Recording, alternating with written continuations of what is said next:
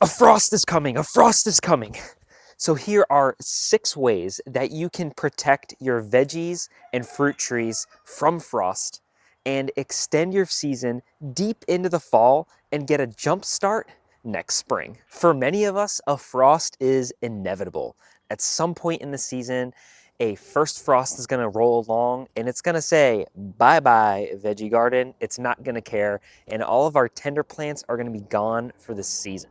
So what can we do in order to keep our tender veggies growing for as long as possible and keep our cold hardy veggies happy deep into the winter?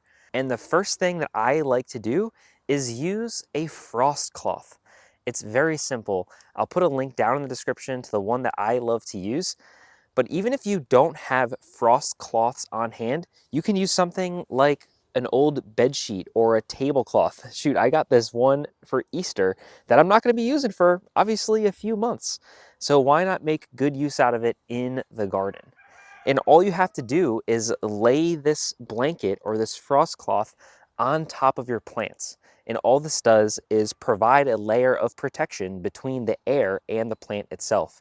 So instead of that frost settling on the leaves, it will settle on this plant and provide some protection.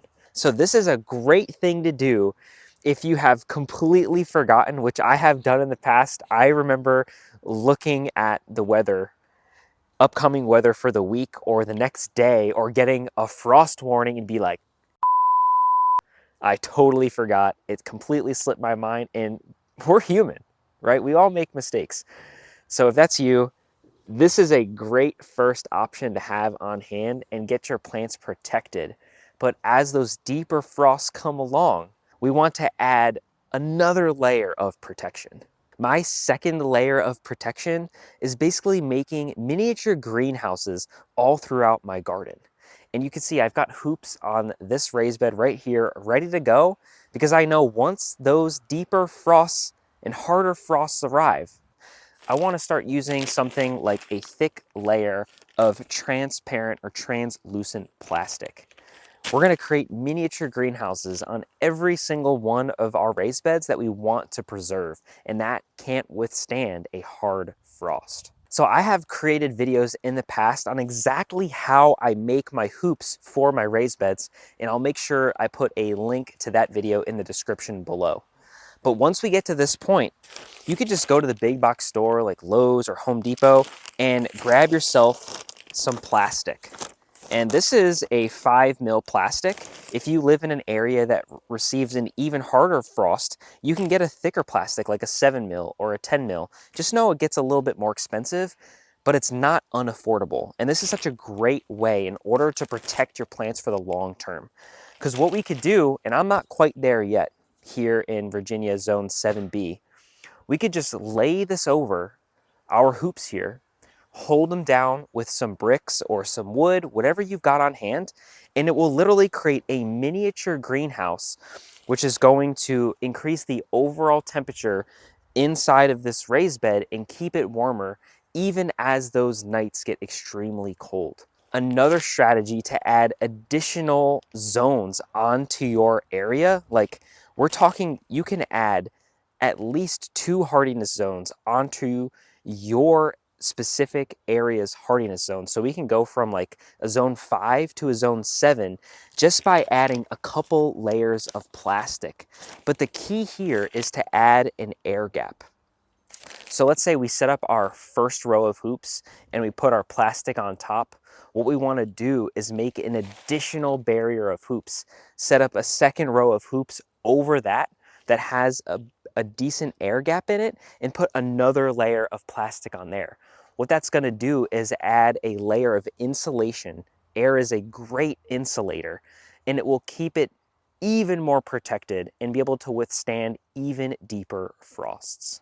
And if these plastic covers or creating hoops isn't your thing, you can also use something like a cold frame. And I've made some videos on it in the past.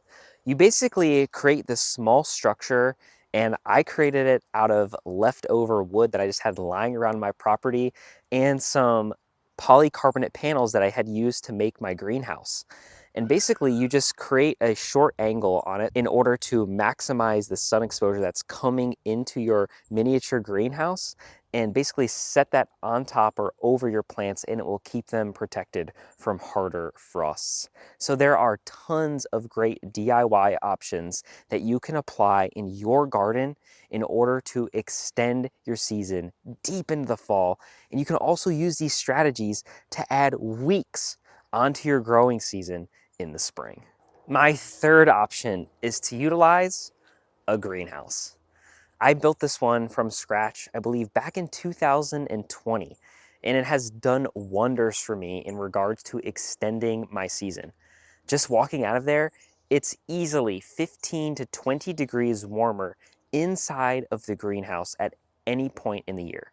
I can grow veggies in here all year long. In fact, I actually see potatoes popping up as early as February because I grew potatoes in here one year, and I obviously didn't harvest all of them. It just happens. It's really hard to harvest every single root crop that you plant. So now I'll just get random potatoes popping up in the beginning of February, and it just shows you how warm it actually is inside of this greenhouse and how protected those plants are. So just like we talked about utilizing the multiple layers of plastic, this polycarbonate roof and these glass windows provide an additional layer of protection.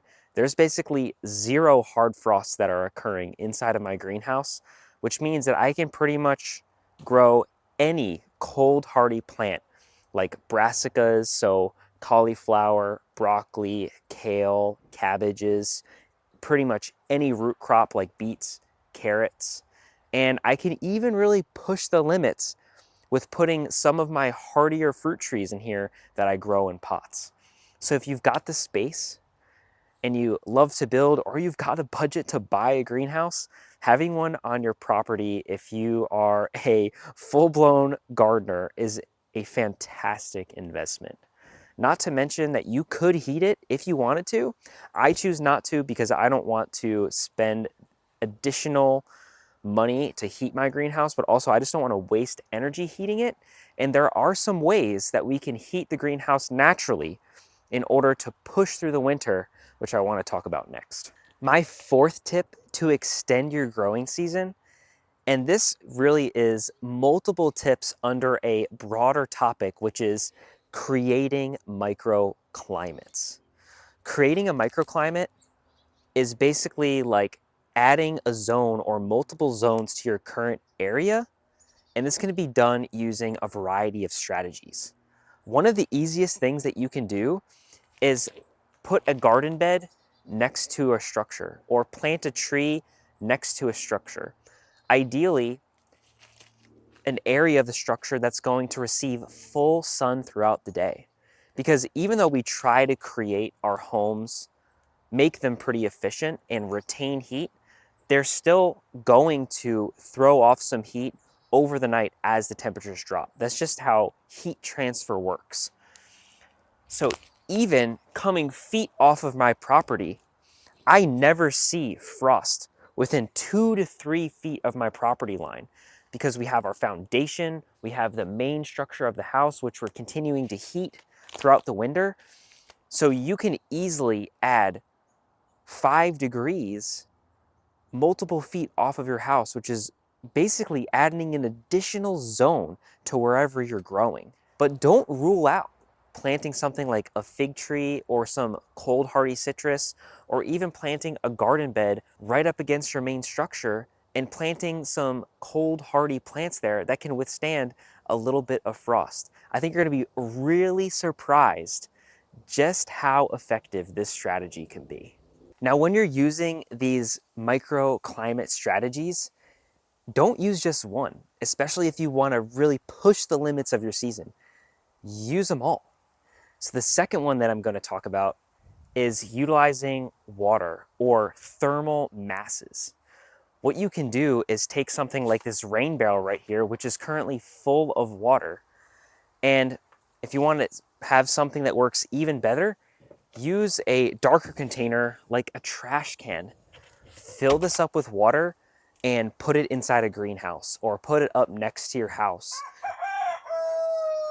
See, he agrees. Next to that plant that you're trying to protect. And as this heats up during the day, it will release heat at night and create a microclimate around this area. So it doesn't have to be a rain barrel. You can use a brick wall that will also absorb a ton of heat and release it slowly at night. You can use an existing pond that you have because that's going to retain a lot of heat and release that in the night in the area. So you can plant some plants that you want to protect around your pond and then enclose it in a hoop house. There are so many different ways that you can tackle this, but getting something like a syrup drum and painting it a dark color, or getting something like a trash can and filling it with water is something so simple that anyone can do to really extend your growing season. And my third tip for growing in microclimates, and this works extremely well for freestanding plants like a fruit tree, and especially in the springtime. Like, let's say our fruit trees get excited and they wake up earlier in the spring, but we see that, oh no, there is a late frost coming. And I can't tell you the number of times that this has happened to me. So it's not if it's gonna happen, it's when, and you need to be prepared. But what I like to do is use some old holiday lights. These are incandescent lights. And hey, if we know, we've kind of the world has transitioned to LED lights because they're more efficient and they're brighter and they're honestly cheaper to make. But these incandescent lights are not as efficient, which means they throw off a lot of heat, which means we can just wrap our tree with some lights and turn them on, and it will kind of create this little protective bubble around our fruit trees or our plants. And then if you compile that by adding a frost cloth or a blanket, now you've set yourself up for success. And this way, if we have a peach tree that has bloomed too early in the year, instead of losing those blooms and losing our whole harvest, we can now apply a few of these strategies in order to protect those blooms, grow some fruit, and ensure a harvest later in the year. So those are the 6 different strategies that I use in order to extend my growing season deep into the fall and get a jump start next spring. And when I apply all of these strategies, I can easily add 1 to 2 months onto my growing season. So don't take these strategies lightly. They are extremely effective if they are applied properly and at the right times. So I gave you some strategies that you can implement quickly if you've just completely forgot about an upcoming frost. But once you know some are coming, it's really important to use some of these more robust strategies in order to truly extend your growing season. And I want to leave you off with an additional tip if you made it this far, because you deserve it.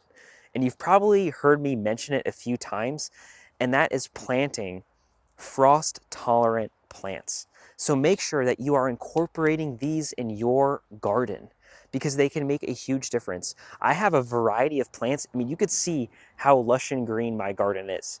The temperature has dropped was 39 last night, and this is how my garden still looks because I'm utilizing different plants that can withstand the cooler temperatures. So things like brassicas, alliums are amazing, like onions, shallots, chives, green onions, and also a lot of herbs like parsley and cilantro can push themselves deep into the fall and potentially even the winter withstanding a light frost. So utilizing the right plants as well as these frost protection strategies can add months onto your season, meaning you could potentially grow all year. And that is exactly what I do here on the Earth Nails and Tails backyard homestead. And if you want to learn even more strategies or go into these topics even deeper before a deep frost arrives for you, I am going to be hosting a masterclass on season extension strategies inside of my private community. And I will put a link for you down in the description below. Your first 7 days inside of the community are absolutely free. So if you join today, there's absolutely no risk, and you can come to this masterclass and see all of the amazing courses and conversations and topics that we cover inside of the community. And I know that you're going to absolutely love it, especially if you're interested in a topic like this. These are the things that we're talking about every single day inside, and I'd be so excited to see you there. So if you like this video, make sure you like this video, subscribe to our channel, and I truly hope that you can apply at least one of these strategies, if not all of them, in order to extend your growing season deep into this fall and get a jump start next spring. I'll see you next time.